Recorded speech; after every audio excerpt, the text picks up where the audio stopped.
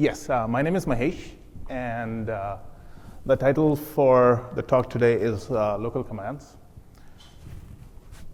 So this is work done jointly with the linguistics department, the ML engineering group, and the engineering group at Collaboration AI at Cisco. So I would like to thank my colleagues for giving me this opportunity to present this work to you all. So what is local commands? I think let's see if we can start with a video of a demo that we did.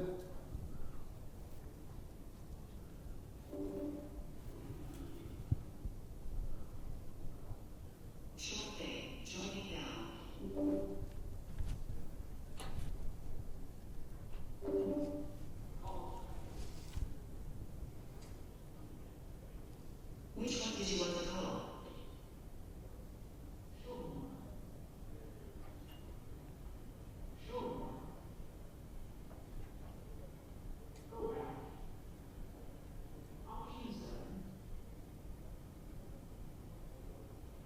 Short thing, calling Travis Kern.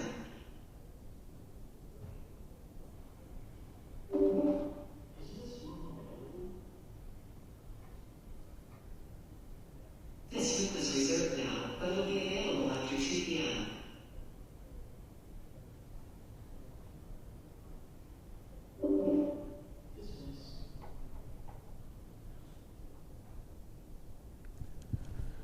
So as you could see, this local commands is part of what we call WebEx Assistant, which is like Siri for meetings or Google Assistant for meetings that runs on Cisco devices. And this is something that you can invoke or wake up using the phrase OK WebEx. And then you interact with it, talk to it using natural language, and instruct it to perform some of the tasks that it supports. So since the Cisco devices have a lot of rich functionality, we have to make sure that whatever we are developing has a small memory footprint and CPU footprint so that it can fit on the device. So this is the component. These are the components for the WebEx Assistant. So one is the trigger phrase detection, which I think this was covered in the last session of tinyML, which is last year. And so we are going to talk about the other block, which is the speech recognition or intent detection module, which is invoked as soon as OK WebEx is triggered. So that feeds into the WebEx Assistant business logic, which essentially performs all the tasks that the user wants it to do, and the text-to-speech interface that the assistant uses to talk to the user. So this talk is focused on the speech recognition block or the user intent detection block. So that itself is split into two major components. So the audio stream is split simultaneously into the local commands, which is what this talk is about, and also cloud commands. So as I said, this is this WebEx. Oh, I can see it here. So the assistant you can interact with using natural language. So the cloud command you can actually think of as composed of a large vocabulary continuous speech recognition system and a natural language processing system. So a user phrase gets converted into a stream of words. NLP parses that and detects the user intent from the stream of words. So same thing needs to be done on the local commands, and we'll see how that is done. And this local commands has to have a small memory footprint as well as compute footprint. So why are we doing this? So the local commands has the advantage of having very quick responsiveness, but it suffers from limited natural language capabilities. The cloud system is rich in natural language interaction, but has large responsiveness. So if we combine the two, we get the best of both worlds. So now we come to modeling user intents. This is a WebEx Assistant is for natural language interaction. So this is where the language team comes in. And since this WebEx assistant is being developed from scratch, we don't know yet how users will interact with it. So at this moment, we have to make educated guesses as to what are the phrases, natural language phrases that users might use to interact with WebEx Assistant. So in this case, we are showing that if a user wants to greet the assistant, they might possibly use a whole bunch of phrases, and all of them need to map to the same greet intent when you're talking to the assistant.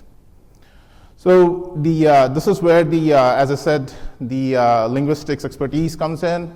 So linguistic experts might actually crowdsource, look at what users might say, and then use their expertise to actually identify the phrases, most common phrases that users might use to interact with the assistant. And the task becomes even more complicated when we have to support multiple languages. The pie chart shows the language distribution across the world, but that's not what Cisco is focused on or WebEx is focused on. So we support, in our roadmap, about 7 languages. And this is essentially how the WebEx user distribution is. So we are supporting Italian, German, French, Japanese, Portuguese, English, and Spanish. Or at least the roadmap. Okay, so this is when the experts come in. We need the experts to actually identify the phrases that we need to support on the local system. And their expertise allows us to identify the most common phrases or short phrases that users can use to interact with the assistant. So experts have to take into account the various different considerations. There are 8 different ways that a phrase can be affected for the same intent.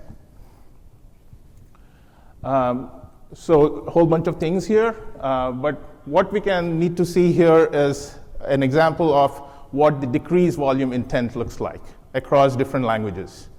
So using those 8 considerations, the experts can come up with, okay, would have identified these particular phrases as a way that a user can interact with the assistant. So now the question is, which of these phrases need to be supported on the local system, and which of these phrases need to be supported on the cloud system? So this is where there's a collaboration going on between the linguistic experts and the ML modeling team. So in this case, the two get together and figure out which phrases need to be moved from the cloud over to the local system. And some of the characteristics would be that these need to be most frequently uttered phrases that people use. These need to be short phrases, maybe 4 words at most. And we also need to make sure that the phrases which are similar get mapped to the same intent. So when we say number of commands, it's these are the number of variations that we need to consider to support 34 intents in WebEx Assistant. So these are 34 tasks that the assistant will perform. And in English, we're essentially saying there are 186 different ways we can get those 34 intents to work. So this is, so we talked about how the user phrases get mapped to an intent in the cloud, which is simple to describe. User phrase gets converted to a sequence of words using a large vocabulary continuous speech recognition system, and that stream of words is converted to an intent using natural language processing. But such a complex system cannot be supported on the edge device. So this is how it's done. So this is where the ML modeling team comes in. So what happens here is a sequence of audio chunks get converted into a sequence of frequency domain chunks, which then get converted into embeddings, a sequence of embeddings, and which get converted into a sequence of intent recognized. So if we look at the last layer there, so it essentially shows 34 nodes. So there are 34 possible outputs. So a audio waveform gets transformed to 1 of 34 recognized intents. And what did I want to say here? Let's see. Yes, so we completely bypass the system where we are actually converting the audio waveform to a sequence of words. Here, audio waveform gets directly converted to intent. So that ensures that we can actually run this on the local system. So how is this model trained? There are two main networks here. One is the embedding network, and the other one is the decision network. The embedding network is a universal embedding network. It's a ResNet, and it's trained on all speech and on all languages. So every possible domain, every possible speech type, and it's trained on every possible speech that Cisco has access to. The decision network, which maps the embeddings to the actual intent, for that we have no data since we are developing from scratch. So there we use TTS. So we invoke various TTS services, and then we enhance that audio that we obtain using distortions and adding noise. And we use that to train our decision network. So does this work? Actually, it does. The performance that we get is comparable to the cloud system, where the large vocabulary system followed by NLP gives a comparable performance to the command system, local command system that we are running on the edge device. So here we have to note that the test data that we use is actual speech data collected from humans and is tested in all kinds of noise situations. So the first deployment that we got from scratch is pretty good. So we have about 5 models. We are working on 2 more, Portuguese and Italian. So those are upcoming, but right now we have these models developed and deployed. So this is where the engineering team comes in. We take the models from the ML modeling team and we deploy them. And this is how we have deployed them in the local system, where we have a common embedding network, a single embedding network that feeds into multiple decision networks. So what are these different decision networks? I mean, you can think of the decision network, the first one as that of being English, and the last one being French. So we could be deploying multiple modes in a different locale. In France, maybe we want to support both English and French. And to be able to do that, we don't have to run 2 embedding networks. A single embedding network will feed into both decision networks, and it works pretty well. And to do the implementation, we use various in-house tools. So I think I made a mistake. I said TensorFlow. We use PyTorch. And we use we use the compilers that we get, but we also have to do a lot of hand tooling. So one of the things that we did have to do, and I think I wanted to point out earlier, is that, yeah, that's what I was thinking. How do I go back? Yeah, here. Yeah, so this is what I forgot to tell you. So the speech comes in streams of 20 millisecond chunks. Each of these networks has a much wider context window. For instance, the decision network has a window of 2 seconds. It looks over a window of 2 seconds. The embedding network, each embedding looks at a window of 125 milliseconds. So what is happening here is that for every 20 milliseconds, we are processing 125 milliseconds. We are processing 2 seconds. So there's a lot of redundant computation going on. So one of the things we need to do is make sure that we reuse the computation we have done in the previous frames so that we can save. It increases the memory usage, but it does save on computation. So that's one of the things that the engineering team does. Like whenever we get models from the ML modeling team, we convert them into streaming models, which involves reusing variables from previous frames and reducing computation.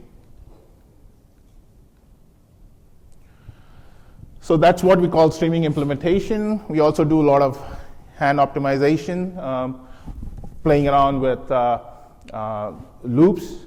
And also, finally, we use protobuf to compress our models. And we are doing dynamic loading of models based on locale detection. So we sometimes have to download models dynamically, and so for that we use protobuf. So does this help? Yes. When compared to the cloud implementation, where we have similar performance in terms of recognition, we do actually gain in terms of responsiveness. So I want to conclude here. So what did we do? What all we had to do to get our model to become small enough to get into the edge device. So we had 3 teams working together. First is the linguistics team, second is the modeling team, and then the engineering team. The linguistics team had to come in to identify those particular phrases that can be moved to the edge device. And the modeling team actually developed this new innovative network that takes audio streams and directly converts them to intent rather than going through the in-between step of converting to words and then converting to intents. And the engineering team took those modeling models from the modeling team and turned them into a streaming implementation and fast enough implementation so that it can actually sit on the edge device. So what's next for us? Deploy, which I think we recently released the WebEx Assistant this week. I think it was on Monday. Actually deploy it, monitor, and get actual user feedback, and fine-tune and tweak. And that's it.